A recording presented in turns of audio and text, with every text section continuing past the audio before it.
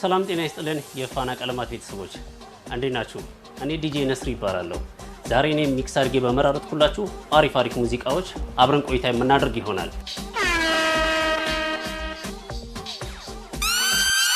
ነስሪ ጋዜጠኛ እንጂ ዲጄ አይደለም። ስታጫውት የነበረው ይሄ ለየት ያለ ሚክሰር ነው። ኦኬ ይከብዳል እና ስታጫውት የነበረው ኢፌክት ሞልቶበት ነው። ኖርማሊ ስታጫውት እንደዚህ ነውና ይሄ ትንሽ ከበድ የሚል ነው። ጋዜጠኛ ሆነክ እንደዚህ አይነት ነገር መንካት ራሱ ትልቅ ነገር ያለሙያ ነው የገባሁት ማለት ነው።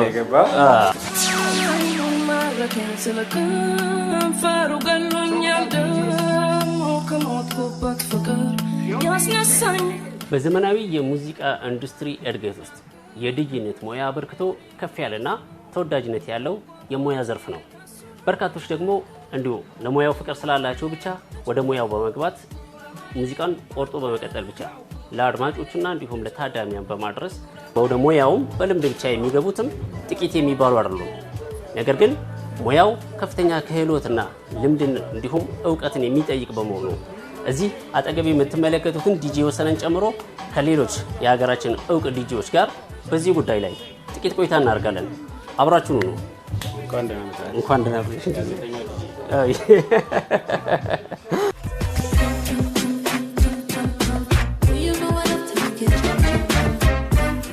የዲጄነት ሙያ ማለት ሲጀምር መጀመሪያ ፍቅር ነው። ከሙዚቃ ጋር ፍቅር ሊኖር ይገባል። ኮንሰንትሬሽን ሊኖር ይገባል። ሁለተኛ ነገር ደግሞ እየመጡ ያሉትን ቴክኖሎጂዎች ቶሎ መቀበል ያስፈልጋል። ዝም ብለህ ዲጄ ነኝ ብለህ 3-4 ዘፈን ከ10 ዘፈን ስላለህ ኖርማሊ ወደ ዲጄነት አትገባም። ዘለ ገብተህ እንደገባው ዘለ ትወጣለህ። ዲጄ ትልቅ ሙያ ከመሆኑን ባሻገር ክሬቲቪቲ ወይም ደግሞ ፈጠራ የታከለበት ሙያ ነው። ሙያው ግን የተፈጠረው ያው ኖርዝ አሜሪካ ውስጥ ነውና በሰሜን አሜሪካ የተመሰረተ ሙያ ነው። ዛሬ ግን በመላው ዓለም በኢንተርቴይንመንት ደረጃ ተመራጭና ተፈላጊ በትልቅ ሙያ ነው። እቃ ስላለህ ምናምን የምትገባበት አይደለም። መጀመሪያ ስለ ዲጄነት ምንነት ማወቅ አለብህ። ፍላጎት ከምንም በላይ ፍላጎት ነው። ምክንያቱም ዲጄነት ማለት ለሰው ቴራፒ ነው የምትሰጠው። ለምሳሌ ዶክተር ስትሆን ቶክ ቴራፒ አለ። መጀመሪያ ዲያግኖስ ትደረጋለህ ምንድነው ምናምን አይደለ? ዲጄ ደግሞ ስትሆን ከማንም ጋር ዲያግኖስ ሳታረግ አንተ ብቻ ሶል ቴራፒ ነው የምትሰጠው። ለመንፈስ ነው። አሁን ለምሳሌ አንተ ነህ እቺ የሆነ ክለብ ላይ መጣ ወይ የሆነ እንትን ላይ ምን አይነት ኤጅ ነው እዚህ ቤት ውስጥ ያለው? እነዚህን ሁሉ ለማምጣት መጀመሪያ ፍላጎት ይቀድማል። ዝም ብለህ የምትገባበት ነገር አይደለም።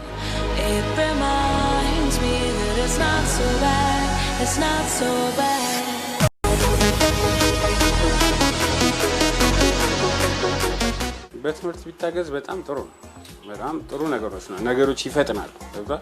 እኛውን ስንመጣ በልምድ ነው የመጣ ነው። በልምድ ስለመጣን በደንብ ታሽተን ተነስተን የመጣ ነው። ምን ነገር ቢፈጠር ምን ነገር ማሟላት እንዳለብን እናውቃለን። አሁን ግን ዘለህ ዲጄነት ስትገባ ኖርማሊ ልትማር የምትችለው የዲጄነትን ዕውቀት ነው፣ ሚክስ ማድረጉን ነው። ግን በዚህ በእኛ ሀገር ነው ነገር ሳውንድ የሆነ ችግር ቢመጣ ያንን ነገር አትፈታም። ግን አሁን እኛ ሀገርም ትምህርት ቤት ተጀምሯል። አሁን የቀረው ምንድነው? ቴክኒካሉ እንደዚህ አይነት ሀፕኖች ሲፈጠሩ ምናምን እንዴት እናስተካክላቸዋለን የሚባለው ነገር ለመሰል እኛ ሀገር የሳውንድ ሲስተም ኢንጂነሮች ብዙ አይደሉም እና በየክለቡ እንደ ውጭ ሀገሮች በየክለቡ ሳውንድ ማኖች መቅጠር አትችልም። ያ ነገር ችግር ስላለ ይሄ ቴክኒኩ ነገር ደግሞ ትምህርት ቢጀመር ደስ ይላል። በትምህርት በእውቀት ቢመጣም ተፈጥሮ ይፈልጋል። አሁን ዲጄነት ካልተሰጠ ወይም ካልተፈጠርክበት ከባድ ነው። ከዛ ደግሞ ተፈጥሮን ደግሞ በስኪል ወይ ደግሞ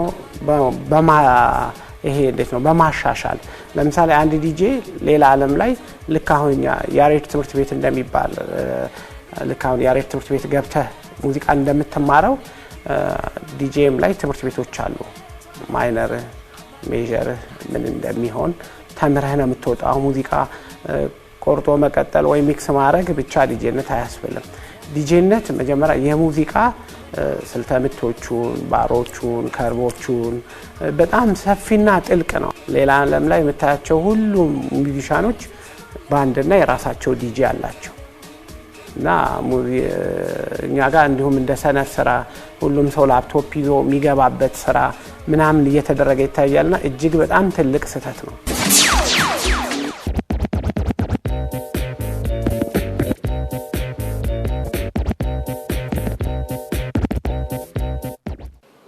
ዲጄ ፕሮዲሰር መሆን ይችላል፣ በትክክል መሆን ይችላል። አሁንም እየሆኑ እያየናቸው ነው። ትላልቅ ዲጄዎች አሉ እኛ ጋር ፕሮዲውስ የሚያደርጉ ዘፋኞችን ከሌላ ዘፈን ቮካሎችን አውጥተው በሌላ ዘፈን የሚሰሩ ምናምን በጣም ብዙ አሉ።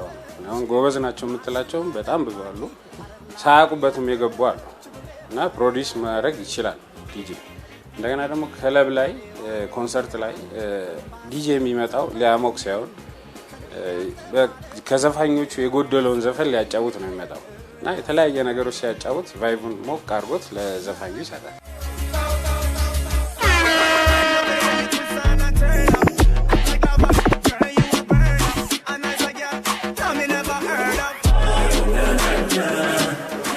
ብዙ ዲጄዎች አሉ፣ ዲጄ ፕሮዲሰሮች እነ ዴቪድ ጉታን ብታይ ዲጄ ፕሮዲሰሮች ናቸው። ጄምስ ሃይፕ ብታይ ዲጄ ፕሮዲሰሮች ናቸው። እኛም ሀገር አሉ። ለምሳሌ ዴቭ ኦን ዘ ትራክ ብዙዎችን እናውቀዋለን። ዮኒ እንደ ቢት አለ። ሳሚያፍ አሁን ላይ ባሉ ኤሌክትሮኒክስ ሚውዚክ ላይ ባሉ ሰዎች ማለት ነው። ክለብ ላይም ካሉ እነ ዲጄ ከሪም አሁን እነሱ ውጭ ላይ ናቸው ያሉት። ዲጄ ስቲቭ ቻይና የኛው ኢትዮጵያዊ ዲጄ ነው። ከኢንተርናሽናል በጣም ትላልቅ ከሚባሉ ዲጄዎች ጋር እየሰሩ ያሉ ትላልቅ ስቴጆችን የዓለማችን ትላልቅ ስቴጆች ላይ እየሰሩ ያሉ። ያ ማለት ተነስተው አይደለም፣ ዝም ብሎ አይደለም፣ ራሳቸውን ካበቁ በኋላ ነው ወደዚህ እንትን የገቡት።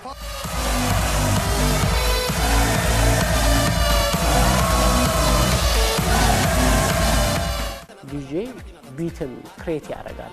ቢት ማች ማድረግ ብቻ ሳይሆን የተሰራውን ቢትም ይሰራል። ለምሳሌ አሁን እኛ ሀገር ዲጄ ሚላ የልጅ ማይክን አሁን አዲሱን አልበም ከሰራው ዲጄ ሚላ ነው።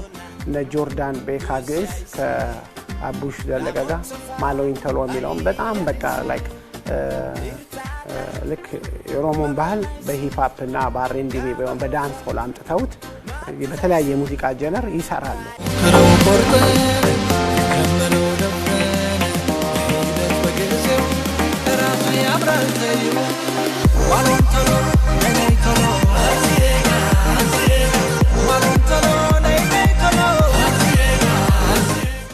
አሁን ጊዜው እንዲሁም የፕሮዲሰር ዲጄዎች ነው።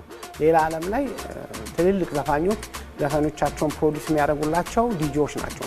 ስፔሻሊ አፍሮቢት ላይ ፒያኖ ላይ የምትሰማቸው ሙዚቃዎች በሙሉ የዲጄ ታች ነው።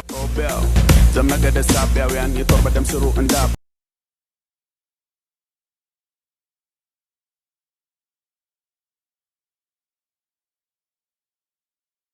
ዲጄ ካሊድ ኢንተርናሽናል ዲጄ ነውና ዲጄ ካሊድ ቢት ይሰራና የሚፈልገውን አርቲስት ከዚህ ቢት ጋር የሚሄድለትን ቮካሊስት አርቲስት ጠርቶ ስቱዲዮ ፕሮዲስ ያደርገዋል ማለት ነው። ለምሳሌ እነ ሪሃናን ተጠቅመዋል፣ ራሱንም ከቶ እነ ጀስቲን ቢበርን ተጠቅመዋል፣ ብዙዎቹንም ተጠቅመዋል።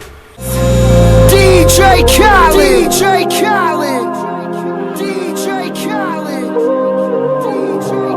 wow wow wow wow wow wow when I'm with you all I get is wild thoughts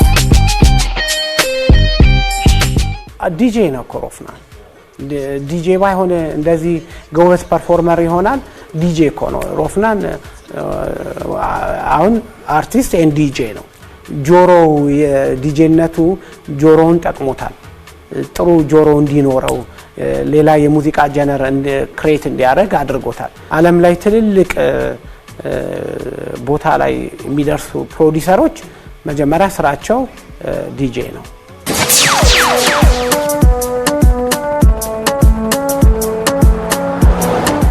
እኛ ሀገር ኢንተርቴንመንቱ ገና አሁን ነው ሞቅ እያለ የመጣው ገብቷል። ፍላጎቱም ሰውም መዝናናቱ ምናምን እየመጣ ያለው አሁን ነው። ራስ አሁን ያሉት ዲጄዎች አሁን የመጡት ዲጄዎች በራሳቸው ያዘጋጃሉ። ያለ ደግሞ ዲጄነቱን ትተው የመጡት ያለፉት ደግሞ ፕሮሞተር ሆነው የራሳቸውን ኮንሰርት ያዘጋጃሉ። የተለያየ ፓርቲዎች ያዘጋጃሉ።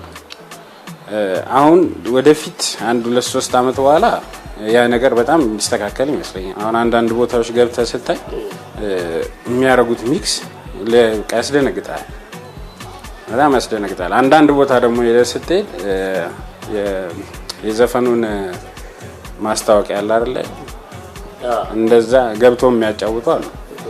ስለዚህ ይሄ ነገር በሂደት ይስተካከላል ብዬ አስባለሁ። ምን አይነት ኮንሰርት ገጥሞን ያውቃል? እኛ በዲጄው ነው ቺል አድርገን ይወጣ ነው እንጂ ሰው ነው ያኛው አርቲስት ወይ ደግሞ ወይ ሙዱ ላይ መጣ ይችላል ወይ ደግሞ ሌት ሊሆን ይችላል እና ይሄ ፈርስት ኢምፕሬሽን የሚባል ነገር አለ አይደለ? ያ ዲጄ ጥሩ አድርጎ ካላቆየ ኮንሰርቱም ላይ በዛኛው እንትን አይለምና አይደሰትምና በብዛት ስቴጅ ላይ አሁን ለምሳሌ ዲጄ ሼሪ ኦልሞስት በቃ በደንብ ኦዲየንሱ ከኮንሰርቱ እኩል ፐርፎርም ከሚያደርገው አርቲስት እኩል እንደ ዲጄ ኤቢ ኤምቢ እነ ብላኪ ሁሉም አሉ ጥሯቸው ማሲንክራር ጂኦሰን እኔንም ጨምሮ እንደ ዲጄ ኤቢ ስቴጅ ላይ ከኮንሰርቱ እኩል የሚጠብቅህ ነው። ሌላ ዓለም ላይ እንዲሁም እጅግ በጣም እስካሁን በሪካርድነት የተያዘው ከ500,000 ሰው በላይ ከ700,000 ሰው በላይ ስቴጅ ፐርፎርም የሚደረግበት የዲጄ ኮንሰርት ነው። ዓለም ላይ እስካሁን በዚህ ሪካርድ ለማንም ዘፋኝ ተገኝቶ አያውቅም። 100,000 150,000 ለነ ሪሃና ለንደን ኮንሰርት ተዘጋጅቶ ያውቃል። ለምሳሌ አሁን ዲጄ ሉና ለብቻው ኮንሰርት ሰርቷል። የዲጄ ሉና አገራችን ውስጥ የዲጄ ኮንሰርት ተብሎ እና ይሄ ድሮ የነበሩትን ሙዚቃዎች አፕግሬድ በማድረግ ሚክስ እና ሪሚክስ የሚባል ነገር አለ። እነሱን በማስተካከል ሙዚቃውን ከለር እንዲኖረው በማስተካከል እጅግ በጣም እንዲያምር አድርጎት የዲጄ ሉና የብቻው ኮንሰርት ነበር።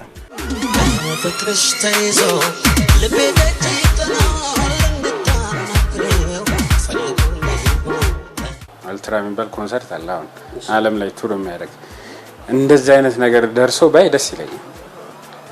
አልትራ ማለት ከ20 ከ30 ዲጂዎች በላይ ሆነው በ3 ቀን ለ4 ቀን የሚዘጋጅ ኮንሰርት ነው። ሰው ሳይወጣ ከዛ እንደዚህ አይነት ነገር ማየት ፈልጋለሁ። ከዚህ በፊትም ንጉስ ኢንተርቴይንመንት ጋር አንድ ላይ አዘጋጅተን የአየሩ ሲስተም ትንሽ አበላሸብን እንጂ 3 ቀን ተርታ አዘጋጅተን ነበር። ያንን ነገር ፈልገ ነው ግን አሁንም ወደፊት ይሆናል ብዬ አስባለሁ። እሱ ነገር ገና የ7 ዓመት ህፃን አይ ቲንክ ሳውዝ አፍሪካ ላይ የ3 ዓመት ላይ እንዲያውም አይዶል አሸናፊ ነበረ። እነዚህ በጣም ትናንሽ ሰዎች ሌሎች ቦታዎች ላይ በጣም ሃይ ፐርፎርመር ናቸው። እኛ ሀገር ደግሞ ስንመጣ ደግሞ ኢኩዊፕመንትም የለም ማቴሪያልም የለም።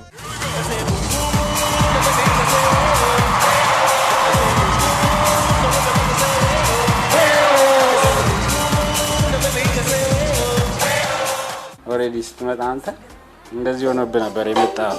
እስቲ አሪፍ አድርግ እስቲ ያጫውትልን።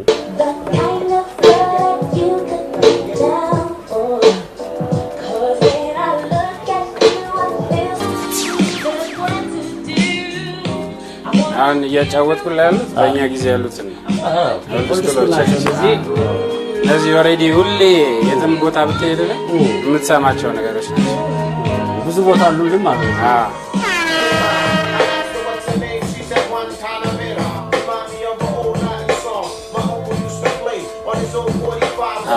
ቀለል አድርገው